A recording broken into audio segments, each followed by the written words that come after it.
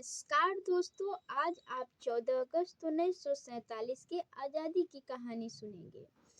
14 अगस्त 1947 आज़ादी के ठीक एक दिन पहले अखंड भारत दो हिस्सों में बट गया था। भारत और पाकिस्तान बंटवारे का वो मंजर इतना खौफनाक था कि जिसने भारतीय आज़ादी के सुनहरे अध्याय में लाखों बेकसूरों रक्त से रंग दिया था। उनके निशान आज भी आज़ादी के महान गाथा में एक काला धब्बा बना हुआ है।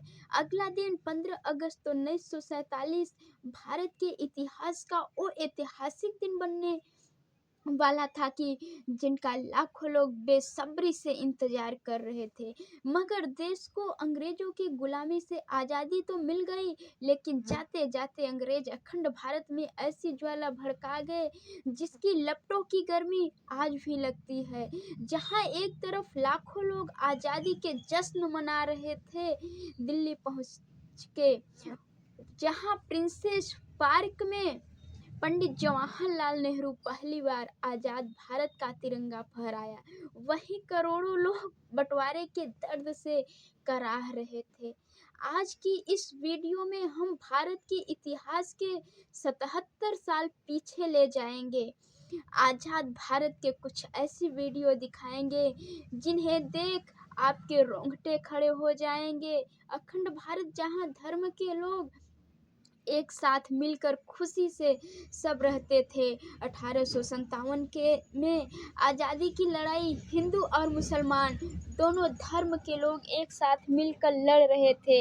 आवाम में अंग्रेजों ने 90 सालों तक एक दूसरे के खिलाफ ऐसा जहर भर दिया, हमेशा साथ रहने वाले लोग आज़ादी के एक दिन के बाद खून के प्यासे बन चुके थे। साथियों, आज़ादी के दिन जब देशों को बंटवारा हो रहा था, उस समय देश में बारिश का मौसम था। कई इलाकों में बहने वाली नदियां थीं, जिसकी वजह से किसानों की फसलें तबाह हो रही थीं। ग्रामवासियों को अपने ही देश में रहने का डर सता रहा था। लाखों हिंदू भारत से पाकिस्तान आने का पलायन कर रहे थे। दूसरी तरफ लाखों मुसलमान भारत से पाकिस्तान भाग रहे थे। दिल्ली से लाहौर जाने वाली ट्रेन रियल दुर्लभ वीडियो लोग ट्रेनों के छतों पर बैठकर सफ़र करने में मजबूर थे।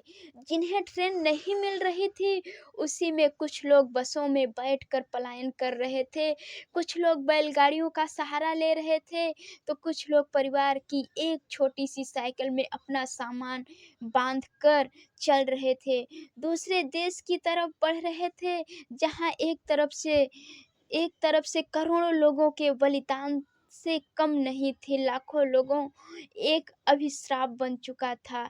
क्यों अपना सब कुछ छोड़कर दूसरे देश में भागना किसी काली रात से कम न था।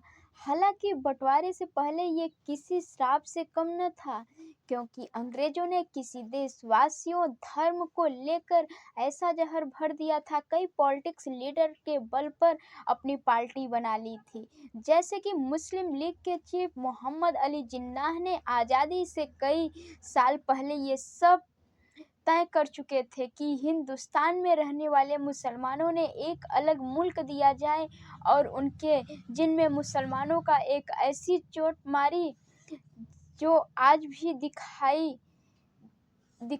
देती है। स्क्रीन पर जो तस्वीर दिख रही है वो उस वक्त की है।